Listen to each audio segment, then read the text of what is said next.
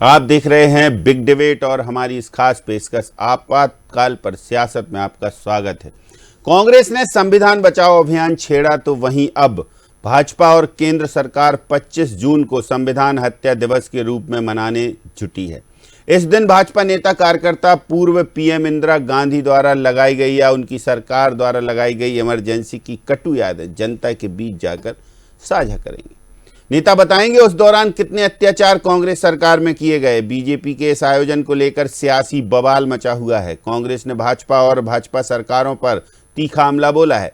आपातकाल को लेकर बीजेपी का ये आयोजन बूथ से लेकर जिला स्तर तक होगा और सभी बड़े नेता, चाहे मुख्यमंत्री हो, प्रदेश अध्यक्ष हो, तमाम सारे पदाधिकारी, केंद्रीय मंत्री से लेकर बूथ लेवल तक के कार्यकर्ता जनता के बीच जाएंगे और बताएंगे कि आपातकाल में कितने दंश झेले हैं देश की जनता ने। एक एक चीज दोहराएंगे और वो दिन याद दिलाएंगे कि आपातकाल क्यों लगाया गया था और सरकार ने कैसे संविधान की हत्या की थी। तो संविधान हत्या दिवस के रूप में मनाएंगे और इसी को लेकर अब सियासत छिड़ी हुई है, इसीलिए आज चर्चा इसी पर होगी। लेकिन इससे पहले देखेंगे रिपोर्ट।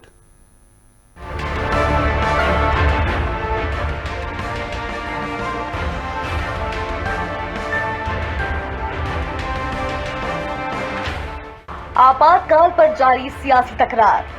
संविधान हत्या दिवस को लेकर रार। बीजेपी मनाएगी संविधान हत्या दिवस। कांग्रेस का आरोप, इवेंट बीजेपी की फितरत। 1975 में तत्कालीन प्रधानमंत्री इंदिरा गांधी की सरकार द्वारा लगाए गए आपातकाल की 50वीं बरसी पर यह आयोजन लोकतंत्र और अभिव्यक्ति की आजादी के प्रति समर्पित बताया जा रहा है। मध्य प्रदेश सहित पूरे देश में कार्यक्रम आयोजित होंगे। इस कार्यक्रम के माध्यम से आपातकाल के दमनकारी पहलुओं को उजागर किया जाएगा। 25 जून 1975 को लागू किए गए आपातकाल को बीजेपी भारतीय लोकतंत्र पर सबसे बड़ा हमला मानती है। इस बार पार्टी ने इसे संविधान हत्या दिवस के रूप में मनाने का निर्णय लिया है। इस दिन क्या होगा खास, पहले ये जान लेते हैं। 25 जून संविधान हत्या दिवस मनाएगी बीजेपी।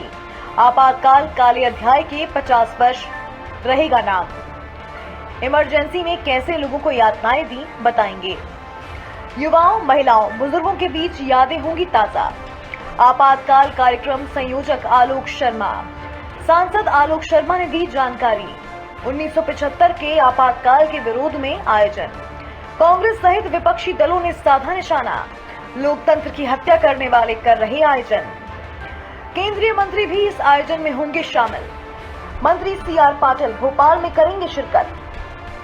इस दिन लोकतंत्र सेनानियों का होगा सम्मान। संविधान हत्या दिवस कार्यक्रम के संयोजक और भोपाल से सांसद आलोक शर्मा ने कहा कि उस दौर की यातनाएं और लोकतंत्र के संघर्ष को जन जन तक पहुंचाया जाएगा। वरिष्ठ पदाधिकारी तपन भौमिक को भी इस आयोजन की अहम जिम्मेदारी सौंपी गई है। भोपाल में आयोजित मुख्य कार्यक्रम में केंद्रीय मंत्री सीआर पाटिल शिरकत करेंगे। इस आयोजन में उस दौर के लोकतंत्र सेनानियों का सम्मान भी किया जाएगा जो आपातकाल में जेल में रहे और आजादी के लिए संघर्ष किया। घटना 50 वर्ष पूर्व हुई है, तो आने वाली पीढ़ी को और समाज को ये पता होना चाहिए कि किस प्रकार कांग्रेस की सरकार ने, वहाँ की तत्कालीन प्रधानमंत्री स्वर्गीय इंदिरा गांधी ने किस प्रकार से देश में इमरजेंसी लगाई, यातना दी, प्रताड़ना दी गई। इसकी हर जिले के अंदर हम कार्यक्रम स्थल पे प्रदर्शनी लगा रहे हैं। हर जिले के शहर के जो प्रमुख चौराहे हैं उन पे प्रदर्शनी लगा रहे हैं। ये प्रदर्शनी प्रातः 10 बजे से शाम को 5 बजे तक रहेगी। कई कॉलेजों का भी हमने चयन किया, उन कॉलेजों में भी इमरजेंसी की प्रदर्शनी लगाएंगे। इसी प्रकार से हमने आपातकाल के ऊपर जो लोकतंत्र सेनानी हैं उनका हम लोग सम्मान करेंगे और जो लोकतंत्र सेनानी नहीं है तो उनके परिवारजनों का सम्मान करेंगे। संगठन ने यह भी निर्णय लिया है, लोकतंत्र सेनानी जो जेल में थे परंतु कई कार्यकर्ता बाहर थे और जिस अवधि के अंदर वो जेल में थे उनके परिवारों का संचालन कैसे हो, उनको किस प्रकार से खाद्य सामग्री दे। ऐसे कई कार्यकर्ता हैं जिन्होंने कि इस संकट के समय हमारे उन कार्यकर्ता परिवारों के ऊपर मदद करी, उनका भी हम लोग सम्मान करेंगे। और इस कार्यक्रम में 8 मिनट की आपातकाल के ऊपर डॉक्यूमेंट्री फिल्म बनाई गई है, उसका भी प्रसारण करेंगे। हम एक श्रृंखला प्रसारित करेंगे जिसके अंदर आने वाली पीढ़ी को आपातकाल के बारे में भी पता लगे कि इस देश के अंदर संविधान का उल्लंघन, संविधान का मखौल, उस संविधान की पीठ पर अगर किसी पार्टी ने छुरा घोंपा है तो केवल कांग्रेस पार्टी ने इस सब को किया है। ये सारी जानकारी आपातकाल के इस कार्यक्रम के अंदर देने वाले हैं। बीजेपी के इस आयोजन को लेकर सियासी बयानबाजी तेज है। कांग्रेस नेताओं ने तीखी प्रतिक्रिया दी। कांग्रेस नेताओं का कहना है कि बीजेपी ने संविधान का मजाक बना दिया है। लोकतंत्र की हत्या भाजपा सरकारों ने की है। भारतीय जनता पार्टी जिसकी आत्मा बसती है आरएसएस में, जिस आरएसएस ने कभी तिरंगा झंडा नहीं फहराया, संविधान की प्रतियां फाड़ी हो और रोजाना ये संविधान की हत्या करते हैं, संविधान के रचयिता डॉक्टर भीमराव अंबेडकर का अपमान भरी लोकसभा में करते हैं, मजाक उड़ाते हैं उनका। ऐसे लोग संविधान की हत्या दिवस मनाएंगे, बड़ा शर्मनाक नजर आता है। किस मुंह से ये मनाएंगे? अरे संविधान की हत्या तो आप रोज कर रहे हैं। संविधान के रखवाले हम हैं, वो पूरा 140 करोड़ का देशवासी संविधान का रखवाला है। आप संविधान की हत्या करते हैं, चाहे वो किसी भी एंगल पर हो, संवैधानिक संस्थाओं के मामले में हो, चाहे संवैधानिक अधिकारों के मामले में हो, हर तरह से आप संविधान की हत्या करते हैं। आप तो यहाँ तक कि संविधान को बदलने की बात करते रहे हमेशा। आपने हमेशा संविधान को चेंज करने के लिए अब की बार 400 पार का नारा भी दिया था। आप किस मुंह से संविधान की हत्या करेंगे? संविधान की हत्या करने का अधिकार तक आपको किसी ने नहीं दे दिया। वो तो आपका ये समझ लीजिए एजेंडा है और आप संविधान को बदलने के पक्षधर रहे हैं। ये संविधान है जो हमको खुलकर आपके खिलाफ बोलने की इजाजत देता है, इसकी आप हत्या नहीं कर सकते। कुल मिलाकर कांग्रेस के संविधान बचाओ अभियान के जवाब में अब 25 जून को बीजेपी संविधान हत्या दिवस मनाने की जोर शोर से तैयारी कर रही है। इस बहाने अब भारतीय राजनीति में एक बार फिर आपातकाल की चर्चा छिड़ेगी। जहां बीजेपी इसे लोकतंत्र की रक्षा के लिए आवश्यक जागरूकता मानती है, वहीं विपक्ष इसे राजनीतिक लाभ के लिए इतिहास के इस्तेमाल का आरोप लगा रहा है। अब देखना होगा कि बीजेपी के इस आयोजन के क्या परिणाम आते हैं। Desk report, DNN।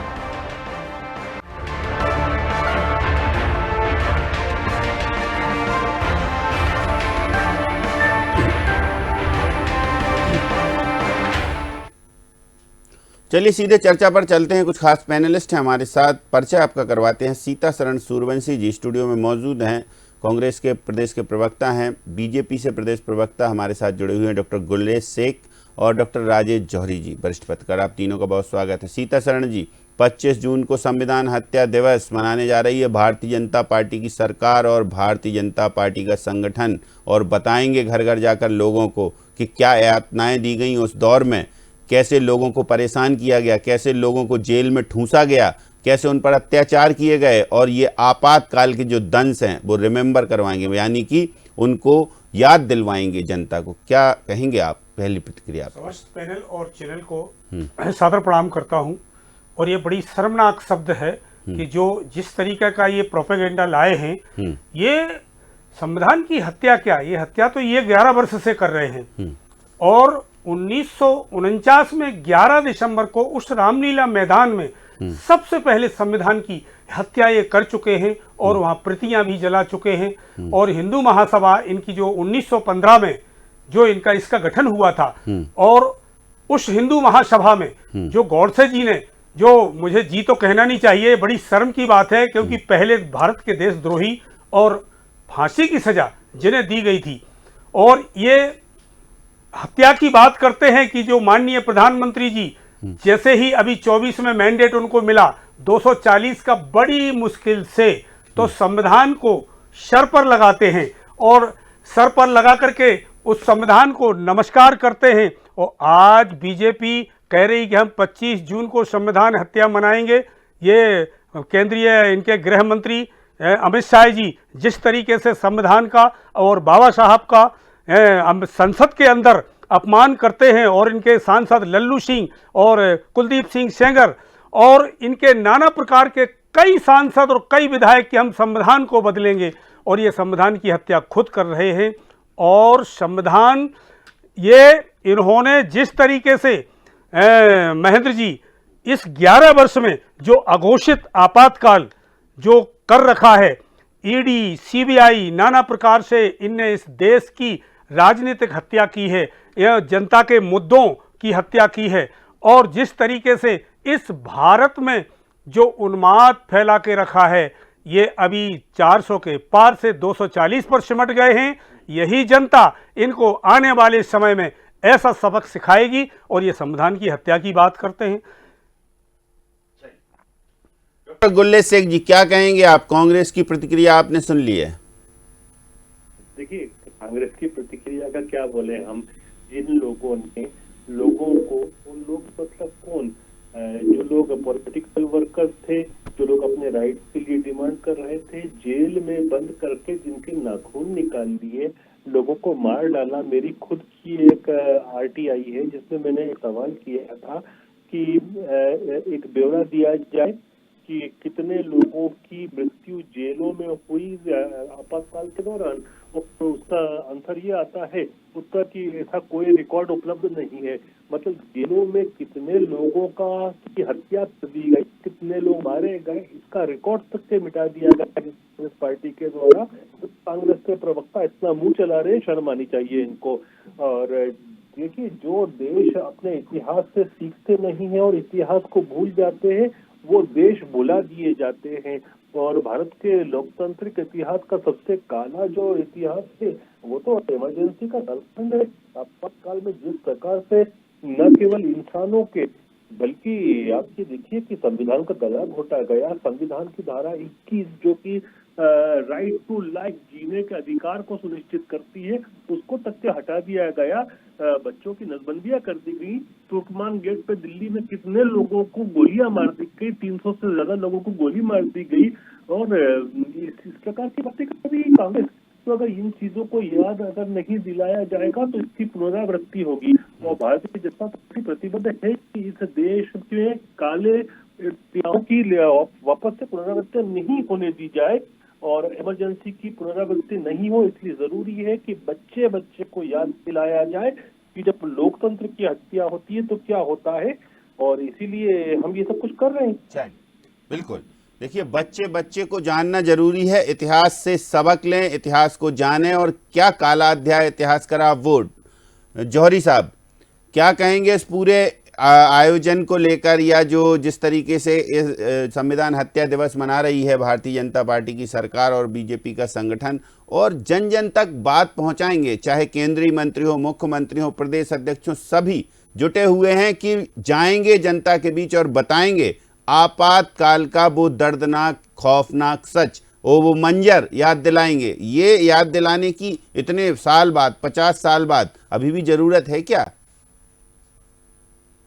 देखिए, जो भाजपा का क्या स्टैंड है, भाजपा के बारे में जो कांग्रेस कह रही है वो भाजपा जाने और भाजपा अपनी सफाई देगी। लेकिन अब एज ए जर्नलिस्ट, एक पत्रकार होने के नाते जो सबसे ज्यादा पेनफुल रहा है वो रहा है कि पूरे देश में से हजारों पत्रकार, मतलब हजारों से मतलब वो 1500 भी हो सकते हैं, 1800 भी हो सकते हैं और 2500 भी हो सकते हैं, इतने पत्रकार जेल में ठूस दिए गए थे जैसे ही वो इमरजेंसी डिक्लेयर हुई। और 24 घंटे से लेके सप्ताह भर के अंदर उनको ठूस दिया गया। उसका कारण बहुत सारे स्पष्ट कारण है, लेकिन कारण वो कांग्रेस जवाब दे तो ज्यादा अच्छा है, क्योंकि एक पत्रकार होने के नाते हमारा दर्द सिर्फ ये है। और 1.25 लाख लोग पूरे देश भर से जेल में गए थे। और उसमें कौन लोग थे? चलो, पॉलिटिकल लीडर्स थे, आपके बीजेपी वाले थे, और बीजेपी तो उस समय नहीं थी, जनसंघ के थे, और बाकी जितने भी पार्टियां हैं जो विरोध में थी वो सब थे, कम्युनिस्ट भी थे। उसके अलावा राइटर्स थे, जो लेखक थे, और उसके कवि थे, आर्टिस्ट थे, इंटेलेक्चुअल्स थे, शिक्षक थे, ये सब अंदर गए थे। तो ये एक बात तो ये है पॉइंट। दूसरा बात है सेंसरशिप का, प्रेस का। जैसे ही डिक्लेयर हुआ वैसे ही सबसे पहले बिजली कनेक्शन काट दिए गए सारे के सारे अखबारों के। और उसके बाद जब कनेक्शन काट दिए गए और वहां पे एक एक एसडीएम लेवल का आदमी जाके बैठ गया कि अब कहीं ऐसा ना हो कहीं और से कुछ छाप ले, कोई पैम्पलेट बांट ले, कुछ कर ले। और उसके बाद गाइडलाइंस आई कि कैसे कैसे, पीआईबी ने बाकायदा गाइडलाइंस इश्यू करी कि क्या क्या छपना है, क्या नहीं छपना है। और जो जरा सी भी जिसने गड़बड़ करी वो जेल। तो अच्छा, उस समय कोई सुनवाई नहीं होती थी, कोई जैसे ही जिसको भी पकड़ा उसको जो जिस धारा के अंतर्गत 352 धारा आर्टिकल के अंतर्गत जब इसको इमरजेंसी लगाई गई थी, उसमें कुछ भी किसी चीज का अधिकार नहीं था सुनवाई का।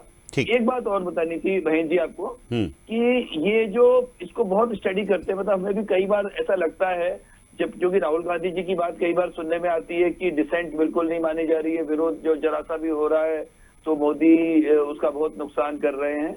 तो ये जो बात है, इसके बाद हमने जब इसको पढ़ा अपने इमरजेंसी को पढ़ा तो उसमें फखरुद्दीन अली अहमद साहब थे जो प्रेसिडेंट थे, उन्होंने जो आर्टिकल 352 के अंतर्गत इसको अपनी इमरजेंसी लगाई और उसमें पॉइंट क्या लिखा कि ये जो भारत में इंटरनल डिस्टरबेंस हो जाएगा, there was a fear of internal disturbance, मतलब पूरी एक सिविल वॉर छिड़ जाएगी। इसलिए सिविल वॉर क्यों छिड़ जाएगी, कई प्रधानमंत्री आए और चले गए, एक प्रधानमंत्री अगर हट जाता, इंदिरा गांधी जी चुनाव का जो उनका एडवर्स फैसला आ गया था, उनकी जगह कोई और प्रधानमंत्री बन जाता कांग्रेस का, तो इसमें कहां से इंटरनल डिस्टरबेंस आता। आज तक किसी भी स्कॉलर से हमें ये जवाब सही नहीं मिल पाया है पॉलिटिक्स पॉलिटिकल साइंस के कि कैसा इंटरनल डिस्टरबेंस होता है एक प्रधानमंत्री के आने या जाने से। तो एक बात छोटी सी और है, नहीं एक बात और रह गई है महेंद्र जी, बताइए कि एक ये तो बात है, अब एक बरेली जो उत्तर प्रदेश में बांस बरेली है, एक रायबरेली, एक बांस बरेली, वहां पे एक टीचर है, वो हम लोग के बहुत क्लोज रिलेटिव है, अब करीब 75 के आसपास उम्र है उनकी। तो उन्होंने क्या किया, वो शिक्षक थे सरकारी स्कूल में, उन्होंने चौराहे पे जाके इमरजेंसी के खिलाफ भाषण देने लगे। उनको कोई नेतागिरी का शौक नहीं था, बस उनको लगा कि गलत हो रहा है, तो उनको पकड़ा गया, उनको अरेस्ट किया गया और पुलिस वालों ने उनके नाखून खींचे टॉर्चर करने का। इससे ब्रूटल तरीका तालिबानी तरीका था वो, और उनकी जीभ कट गई उस चक्कर में, जिस तरह से मारा। आज की उम्र में भी वो ढंग से बोल नहीं पाते हैं, और जब उनसे पूछो तो बोलते हैं, आपको सच्चाई है, उनकी मजाक उड़ाने वाली बात नहीं है, वो कहते हैं मेरे नाखून तितन्ने थे तीते रहे, मतलब वो आज उनकी जुबान आज तक क्लियर नहीं है, इतने साल निकल गए हैं। इसलिए इमरजेंसी जो है वाकई काला अध्याय है। अब इसको चाहे कांग्रेस डिफेंड करे, बीजेपी इसका विरोध करे, पर एज ए पत्रकार, एज एन इंटेलेक्चुअल इसका विरोध। ठीक है। सीतासरण सूर्यवंशी जी क्या कहेंगे आप? देखिए गुल्ले सिंह जी ने बताया कि जरूरी है बच्चा जाने उस काले इतिहास को जो आपातकाल में हुआ। डॉक्टर राजेश जौहरी जी ने कुछ उदाहरण देकर समझाया। क्या आप मानते हैं, राहुल गांधी भी मान चुके हैं कि इमरजेंसी एक भूल थी, लेकिन कांग्रेसी नेता कब मानेंगे? आप लोग मानेंगे कभी कि भूल थी ये? आप ये बताइए, गुल्लेट जी ने जो कहा है कि ये ज्यादा मुंह चला रहे हैं, उन्हें शर्म आना चाहिए। शर्म बीजेपी को आना चाहिए कि 11 वर्ष से जो अघोषित इमरजेंसी चल रही है, 2024 का जो इलेक्शन हुआ था, उस इलेक्शन में इन्होंने राहुल गांधी जी को जेल भिजवाया, और जो आचार संहिता के अंतर्गत ईडी, सीबीआई और जो 11 वर्ष से अघोषित जो इमरजेंसी चल रही है, इनको इस बात का एहसास नहीं है। और अभी 25 जून को ये संविधान की हत्या करने जा रहे हैं। इनको शर्म आना चाहिए कि जिस संविधान से शपथ लेते हैं प्रधानमंत्री और समस्त सांसद और आपके राष्ट्रपति महोदय और जितनी एजेंसियां हैं, चाहे आईएएस या आईपीएस हो या प्रशासनिक व्यवस्था में भी हो, ये सब। अब जौहरी जी की बात पर मैं आता हूं। जौहरी जी जिस तरीके से जो बात कह रहे हैं, एक्सपर्ट महोदय, जर्नलिस्ट जी, आप ये बताइए कि 11 वर्ष में कितनी प्रेस वार्ताएं ली हैं, और 10 वर्ष में माननीय मनमोहन सिंह जी ने 1700 आपकी प्रेस वार्ताएं ली हैं। आपके इस media, print media, electronic media को देखिए कितने जेलों में चले गए, कितनों की हत्याएं हो गई हैं। ये आपको कहना चाहिए कि हम, आपका जो मीडिया है, आपका चौथा स्तंभ है, उस चौथे स्तंभ को देखिए कि आज की स्थिति कितनी नाजुक है कि आप लोग जो बोलते हैं, सच की आवाज उठाते हैं, उनको जेल में डाल दिया जाता है, उनका मर्डर हो जाता है। और जैसे छत्तीसगढ़ में भी आपको और हमें देखने को मिल रहा है।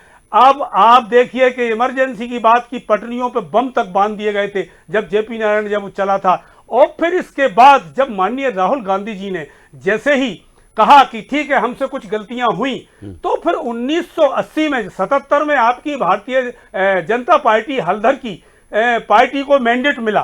फिर इसके बाद 1980 में इसी भारत की जनता ने 353 का मैंडेट स्वर्गीय इंदिरा गांधी जी को क्यों दिया?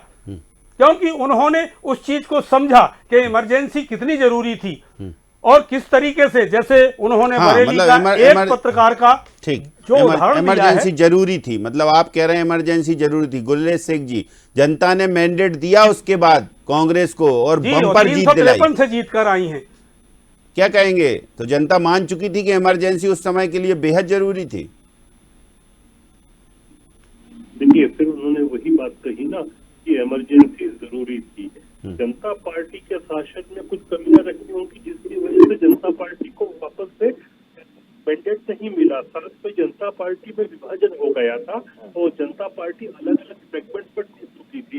ये इसके एक प्रमुख कारण था कि क्यों मैंडेट नहीं आया, कि कांग्रेस एक थी और जनता पार्टी पूरी बिखर गई थी अलग अलग टुकड़ों में। लेकिन ये मानते हैं कि इमरजेंसी जरूरी थी, और ऐसी इमरजेंसी कांग्रेस अगर वापस से पूर्ण सत्ता में आ जाए, तो कांग्रेस उसके बाद तो राजीव गांधी के समय आई थी, उसके बाद कभी पूर्ण जो है बहुमत के साथ सत्ता में आई नहीं है, तो वापस ला सकते हैं, क्योंकि इनका मन होता है कि इमरजेंसी सही थी, जबकि इमरजेंसी को कोई भी अच्छा नहीं कह सकता। दूसरी बात मैंने जो कहा था मैं वापस कह रहा हूँ कि कांग्रेस के प्रवक्ता जो जुबान चला रहे हैं, जो मुंह चला रहे हैं, जो ये कह रहे थे ना कि 11 वर्ष से घोषित आपातकाल हिंदुस्तान में लगा हुआ है, इतना मुंह चला ही नहीं सकते थे। अगर वो लगा होता तो शब्द मानी चाहिए झूठ बोलने वालों को कि झूठ बोलते।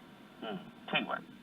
तो जौहरी साहब देखिए, सीता शरण जी कह रहे हैं कि आपातकाल तो अभी भी अघोषित लगा हुआ है, जब से भारतीय जनता पार्टी की सरकार केंद्र में बैठी है, और कई लोगों की हत्याएं कर दी गई, वो गिना रहे हैं। और जी तो मीडिया को बोलने की आजादी नहीं बची है, बची है क्या 11 साल से महेंद्र जी? तो और कह रहे हैं कि इमरजेंसी उस समय जरूरी थी, इसीलिए तो फिर बाद में जनता ने पूरा मैंडेट दिया कांग्रेस को।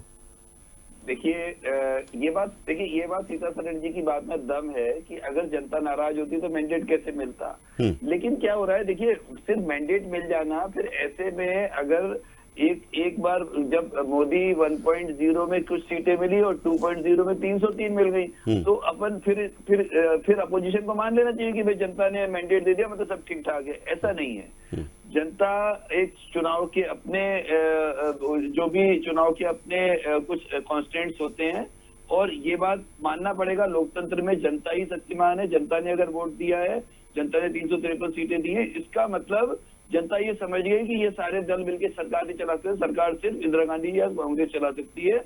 और इसमें ये एक्सेप्ट करने में किसी को भी कोई गुरेज नहीं होना चाहिए, डॉक्टर गुलरेज को भी नहीं होना चाहिए। उस समय की जो स्थिति थी वो यही थी कि कांग्रेस के अलावा कोई सरकार चलाने की स्थिति में नहीं थे। आपस में लड़ रहे थे, बिल्कुल जैसे बच्चे लड़ते हैं वैसे लड़ने शुरू हो गए थे, और इस कारण से सरकार उनकी गिर भी गई। ये तो एक बात है। लेकिन जैसा सूर्यवंशी साहब ने एक बात कही कि आपको बताए, हम जिस अखबार के लिए काम करते हैं, अंग्रेजी का सबसे बड़ा अखबार है अपने देश का, और एक बार नहीं पिछले 11 सालों में कम से कम 25-26 बार सरकार के खिलाफ खबरें कर चुके हैं। सरकार के खिलाफ इतनी खतरनाक वाली, जिसमें कि भोजशाला में भी थी और कई चीजों में थी। लेकिन आज तक आपको पता है हमारे पास तो किसी का फोन भी नहीं आया कि कोई बीजेपी वाले का फोन आया भैया ये क्यों लिख दिया तुमने। तो देखिए, हो सकता है वो सूर्यवंशी साहब जिनको जानते होंगे किसी के पास आया होगा, पर I have not received a single call from BJP और एनी ऑर्गेनाइजेशन। उल्टा हम तो और खुश होते कि चलो ठीक है, एक्नॉलेज तो कर रहा है कोई, लेकिन उन्हें ध्यान ही नहीं दिया किसी ने।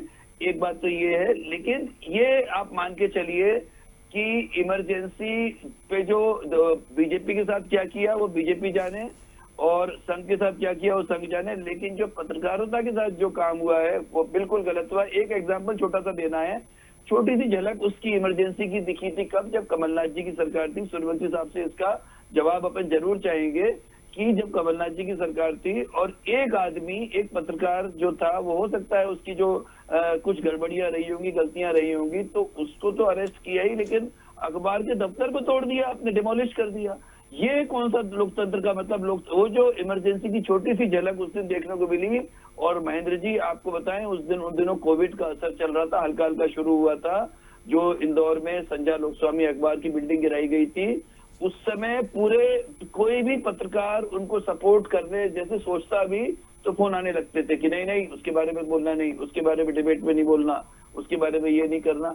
ये शुरू हो गया था डायरेक्ट। हाँ, पूछ लेते हैं सीता शरण जी, इस पर कुछ टिप्पणी करेंगे? बिल्कुल। देखो, मीडिया के साथ हैं और मीडिया चौथा स्तंभ है और हमारी जान है और इस देश की आन बान शान है और हमारी जनता की ये सर्वोपरि है। और अगर वो 15 महीने की सरकार में कुछ अगर त्रुटियां अगर सरकार कांग्रेस से हुई हैं तो हम उसके लिए एक्सेप्ट करते हैं, क्योंकि चौथा स्तंभ जिस तरीके से लिखता है, जिस तरीके से मेहनत करता है और जनता के मुद्दों को जो प्रस्तुत करता है, ये बहुत मेहनत का और लगन का, और उनकी कलम और उनको नींद को जबरदस्त उनको पचाना पड़ता है। लेकिन बीजेपी का जिस तरीके से जो प्रोपेगेंडा चल रहा है मीडिया के खिलाफ, तो मीडिया को बोलने की आजादी नहीं है। आप एक प्रेस वार्ता नहीं कर सकते केंद्र से लेकर यहाँ तक।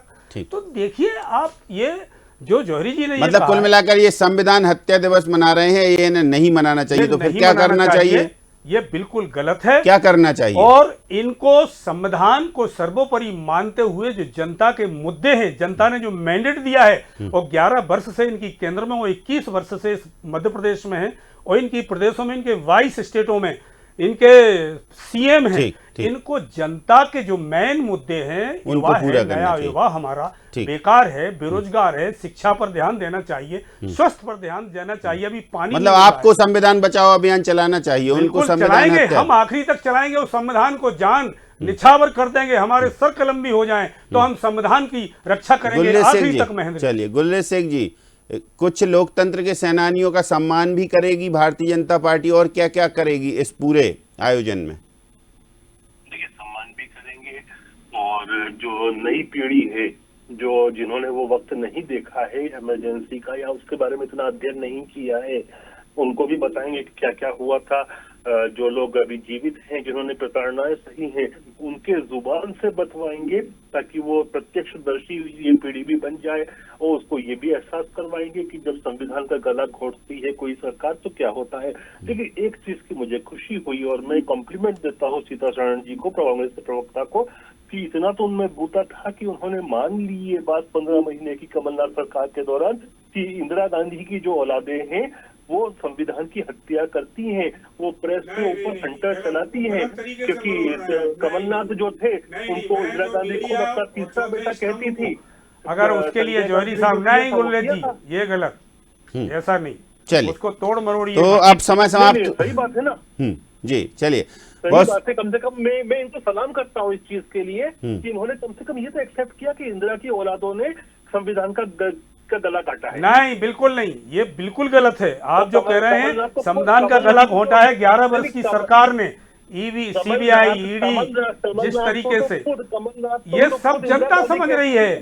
अरे 400 पार से 240 पे आ गए, अभी देखते जाइए आप। तो चलिए गुल्ले जी, वो भी आप चलिए, समाप्त हो जाएगा। बहुत शुक्रिया, आप सभी का बहुत शुक्रिया। समय समाप्त होता है। गुल्ले शेख जी धन्यवाद, और सीतारमण जी आपका धन्यवाद। डॉक्टर राजेश जौहरी जी हमारे लिए वक्त निकाला, बहुत धन्यवाद। तो आपातकाल पर इस तरीके से सियासत हो रही है, और ये सियासत अभी और उफान लेगी, क्योंकि 25 जून को संविधान हत्या दिवस है, तो बयान बार, पलट बार सब देखने को मिलेंगे, क्योंकि अभी संविधान बचाओ जो अभियान है कांग्रेस का, वो सतत अभी धीरे धीरे करके किस्तों में जारी है। तो अब देखते हैं संविधान बचाओ अभियान के बाद ये भारतीय जनता पार्टी का संविधान हत्या दिवस क्या रंग लाएगा, और जनता के बीच क्या इफेक्ट डालेगा। इसके इफेक्ट होंगे या फिर साइड इफेक्ट, ये भी आपको बताएंगे। फिलहाल इस खास पेशकश में इतना ही, यानी बिग डिबेट में इतना ही। मुझे दीजिए इजाजत, नमस्कार।